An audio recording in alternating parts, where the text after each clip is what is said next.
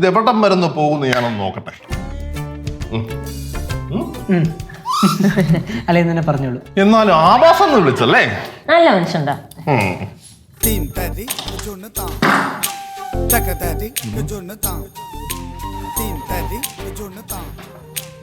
എങ്ങോട്ട് പോയി? ലച്ചു, ഞാൻ പറയുന്നത് കേക്ക്. ഒന്നും മിണ്ടാരിയാ അമ്മ, എനിക്കറിയാം എന്നാ ചെയ്യേണ്ടത്. പൊന്നുമക്കളെ, ഞാൻ പറയുന്നത് കേക്ക്. വേണ്ട ലച്ചു. ലച്ചു,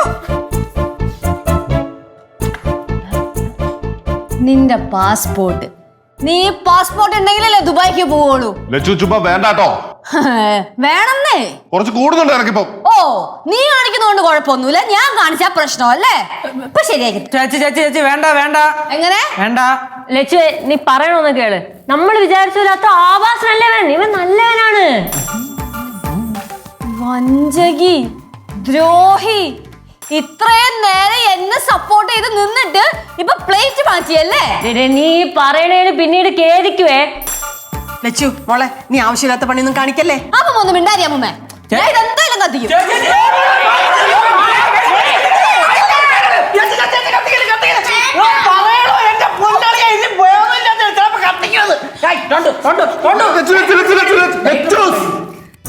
നോക്കിച്ചേ, ഇതൊന്ന് നോക്കിച്ചേ.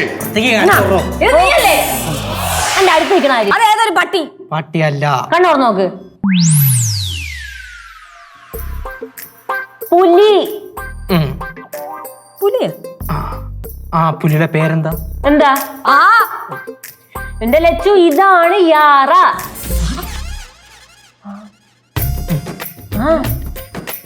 പുലിയുടെ പേരായിരുന്നോ യാറാന്ന്? അതെ, അറബാബുവിന്റെ പുലി യാറ.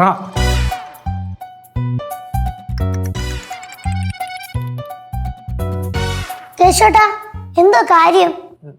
കാര്യം എന്തോന്ന് ഞാൻ പറഞ്ഞു തരാം പിന്നെ, കേട്ടാ? പാവം സിദ്ധുമോൻ. എന്റെ ലച്ചു, നീ വെറുതെ തെറ്റിദ്ധരിച്ചതില്ലയോ? അമ്മുമ്മേ, കാര്യം എന്തോന്ന് പറ. കാര്യം പറഞ്ഞു തരാൻ കൊച്ചേ. ഞങ്ങൾക്ക് അടുക്കളയിൽ ഒരുപാട് ജോലിയുണ്ട്, ഇല്ലയോ കനകം?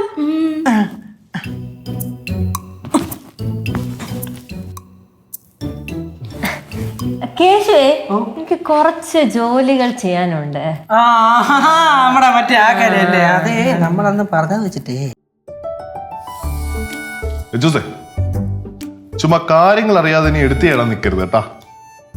കാര്യങ്ങൾ മര്യാദയ്ക്ക് പറയുമായിരുന്നെങ്കിൽ ഇങ്ങനെയൊന്നും ആവൂലായിരുന്നല്ലോ. പിന്നെ എനിക്ക് ഇങ്ങനെയാണ് മനസ്സിലായത്, അതുകൊണ്ട് ഇങ്ങനെ പെരുമാറിയ. ലച്ചു, നീയും കുഞ്ഞും കഴിഞ്ഞിട്ട് ഈ ലോകത്ത് എനിക്ക് ആരും.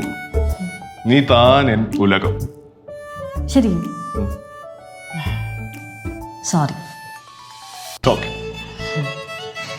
പിന്നില്ലേ, പുലിയാണെങ്കിലും കൂടുതൽ അങ്ങോട്ട് അടുപ്പം കാണിക്കണ്ട. എനിക്കതങ്ങ് ഇഷ്ടപ്പെടുന്നില്ല, അതാ ശരി. പൊസസീവ്നെസ്. സോറി കേട്ടോ.